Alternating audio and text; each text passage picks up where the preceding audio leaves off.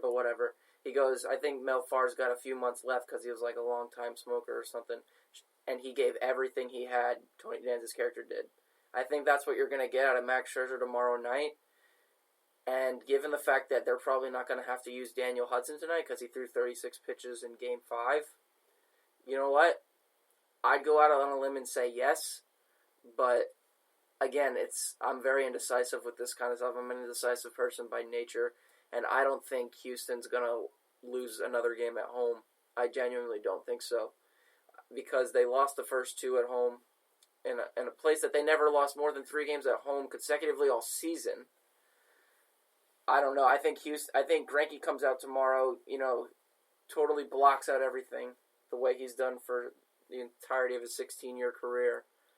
And I think, the Astros win this in 7 games if they don't come back tonight. I just don't think Scherzer's going to last long enough to really give them enough. And their bullpen has been so suspect, second worst ERA in majors, that it's a beautiful season regardless, but they're going to go down like the San Francisco 49ers in 2012. They're not going to win the World Series. I don't think so. I'm going to pick the Astros to win this series tomorrow night as well. I do believe we're going to get a Game 7. I hope we get a Game 7, honestly, just because it's better for the series, better for baseball. It's just better for the suspense of everything that we love about sports. I believe the Astros are going to win it, but not necessarily looking at the pitching matchup right there. I'm looking at one guy in particular who I believe is going to be the big hero tomorrow. And he's a name that people have seemingly forgotten about because he's been injured throughout the season, but he came through in the ALCS, and he's had some big moments here in the World Series already. I'm talking about Carlos Correa. I think he's going to step up, and I think he's going to be the hero tomorrow. Yeah, and that doesn't shock me. He's put together some really good at-bats this postseason. He's just been a victim of working the count too much. I mean, I believe he has 2 home runs in this series already, but the batting average doesn't necessarily reflect, what he's done in those big moments. But we saw, I believe, Jackie Bradley Jr. hit like a big home run in the ALCS to send the Astros to the World Series or the Red Sox in 2018, and he won the series MVP batting like $188. So could Correa do that? Yeah. I was having a conversation today about who'd win the World Series MVP if Houston won. You got 5 legitimate guys there. You can give it to either Altuve, who's hit he looks like Shoeless Joe Jackson in this World Series. You can give it to Brantley, who's batting over 400, and you can give it to Alvarez, who's hit 600, and he had 3 hits in the game that they didn't think he was going to start playing left field because he's a DH by nature. He's David Ortiz reincarnate. But you know what? I would love to see Correa have that moment, given the fact that when he was in the minors, the first overall pick, he missed the entire season with the torn ACL. He missed the entire season. He came back and he burst onto the scene in 2015. He rebirthed the fun that was being an Astros fan, and I think it would be only fitting if he has that moment in Game 7 tomorrow night. Should we have to, play it? I totally agree with you. I mean, I'm so overcome with the thought of that yeah. I mean, I concur 100%. Okay, you know what? I'm just going to do this, and for those out there that are listening to the broadcast or will listen to it, it's okay to have I can go in the different direction. My 2 young guys want figure the Astros, and I'm just going to, just for the heck of it, go with the Nationals. I will. I figure one of us has got to be right? Xavier, look at the 2 narratives that we're being presented with here, and you'll agree with me on this, and you'll agree with this on too, Candy. If the Astros win the World Series tonight or tomorrow night, their dynasty is cemented, right? They've been since 2015. They'd have been to the playoffs 4 of 5 years, 2 titles and 2 World Series appearances. And if the Nationals win the World Series, the first time that organization, established in 1969, playing back in frickin' Jerry Park in Montreal, the days of pre-Warren Cromartie and pre-Andre Dawson, you'd have the first World Series in that franchise's history, the first World Series that an organization in Washington has won since the days of Walter Johnson, Bucky Harrison, the 24 centers, and the catcher Muddy Rule, slowest man in baseball history, sliding into home plate to score the winning run. So we have to look at the narratives, and either way, because, at this point, given we're all, we're sports personalities, we have to kind of remain neutral, though we do tend to hold an allegiance to a particular team. It's going to be fun regardless. All right. I love that. That's pretty good stuff. But I'll just say this. How many... Well, stop. Let me add this point in there. Let me me add this point in there really quickly before you continue to go on with this. Go ahead. I see where both of you are coming from with this. And I'm just going to flat out just say this right now. I don't care which one of these teams wins this World Series. Okay. I'm going to be jubilant for each fan base, no matter which one. Even though the Astros beat my Yankees, they play baseball the right way. They built their team the right way, and they put a focus on pitching. This is how baseball teams are supposed to be built. They would deserve to win. But for the Washington Nationals to come out of nowhere and be able to pull this off, and with the turmoil that city is in, dealing with the Redskins and the Wizards right now, yeah, those fans, they need something to cheer for as well. So I'm going to be jubilant for every fan base, either fan base, no matter who ends up winning this World Series. It would be nice to see the Nats win, but honestly, I'm going to go as far as saying that these Astros, they're not a dynasty yet, and there are still questions that linger on if they can be a dynasty, because to be a dynasty, you have to win at least 3. Those are the rules in sports. But the questions that linger on it are your two aces. They both have impending free agency coming up.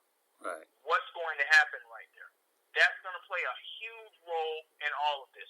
Now, they do have some good young pitchers down in their farm system. They still do have a few good pieces left, despite having to basically give a good portion of their farm system to the Arizona Diamondbacks just to acquire Zach Greinke at the trade deadline anyway. But I have to say this right now about the Astros. The Houston Astros are who we thought, or who most of us thought, the Chicago Cubs were going to be. Mm-hmm. Oh, yeah. Okay. All right. Oh, yeah, and I mean, I couldn't agree with you more. Yeah, they get, Cole is probably not going to re-sign. There's rumors that he's going to get upwards of $240, $250 million somewhere, maybe in, Los Angeles. But they got Forrest Whitley waiting in the wings, and I think they'll be okay as far as the pitching is concerned. It's going to be like with the Yankees when they just bring up their next crop of guys that helped them win in the 90s. All right, here's what I'm going to add to this conversation, okay? Think about the guy that will be calling it play-by-play, Joe Buck. How many times has this guy gone ahead and called a decisive game where you've had drought snap? Okay, think about it. I believe he called the White Sox, ended that drought, right? 2005, yep, right. The Astros. And then, 2005, yes. Right, then you got the Giants, who took forever. Yeah, we all know about the Cubbies. Mm-hmm. We also know about... He also Red Sox. He also called the Red Sox in 2004. Right, I was getting to that, but you guys are sharper than I am in my old age, okay? And the Astros win their first one. And, of course, Kansas City had a long drought, too. Yeah, 30 years. Right, so, So, if he calls the Nationals, okay, that's another one. So, how many long droughts has Joe Buck announced? Quite a few of them. So, there's another degree of intrigue to what's going to take place, potentially could take place tomorrow. Yeah, totally. So, and what's even more amazing, I just got this on my computer and Candy's showing it to me right now. Guys, we're going to have a 7th game of the World Series. Anthony Rendon, impending free agent third baseman, just hit a 2-run homer. Right. For Will Harris, who's been pretty much dynamite for the Astros out of the bullpen this year. So a big home run for them. Max Scherzer probably saw that, and he's, he said he's pacing around the dugout every pitch, even when he's not pitching. Can you imagine what just happened to his heart rate when Rendon hit that ball over the left field wall? There's going to be a 7th game of the World Series, and it's going to be pandemonium. And for those of you who are keeping up with Mattress Mac, the guy in Houston who's bet over $3 million on this World Series for Houston to win, guy's going to make a lot of change if they win tomorrow. So keep that in line, too. A lot of storylines, but that's just another lighter side to this very serious, very cool, nice narratives that are shaping up here in baseball as we enter what could be a Game 7 tomorrow night. Yeah, well, like I said, this is the best time of the year in sports. Even though Lewis got a steady diet of Gridiron, we had to make sure that Xavier, we perked him up at the end and talk about his favorite sport at the end, right, didn't we? Feed the dog. Huh? Feed the dog, that's all you got to do. Scott, I agree with you 100% on that. What's that? March Madness, to many, is the most exciting month and the most exciting area of sports for the year. Right. It's not for me. It's the month of October, especially in those last 2 weeks, because you have to keep all of this in mind.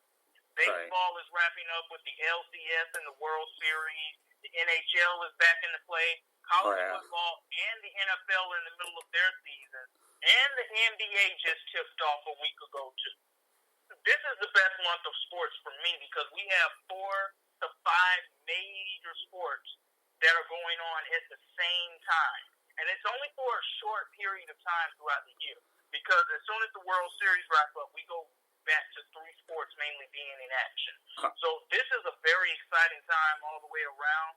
But Lewis brought up one point that leads me into the second part of my conversation. Well, you better make it quick because we only got about a minute and a half of the broadcast, just letting you know what the clock says. Okay, we talked about Garrett Cole potentially getting north of $240 million. Los Angeles being a key player in all of that. It could be the Dodgers. It could be the Angels. The Angels made a key move a few days ago, naming Mickey Callaway as their pitching coach. Clearly, Joe Madden has a plan for this team going forward. And I'm very intrigued to see what it is that they build going forward with this. Okay. Well, we'll end it on that note. Meanwhile, just, Xavier McKnight and I will be on again tomorrow for the Real and the Rare. And, of course, Xavier will be back with us on Thursday night, so we'll certainly continue the conversation. So, on behalf of Louis Adio Weiss, Xavier McKnight, and the rest of our lineup of guests, Ryan Skolroot, Anthony Wood, David Levin, our newest member of our crew, Michael Keller, Bill Winters, Tom Shanahan, Damon McKnight, and, of course, once again, Louis.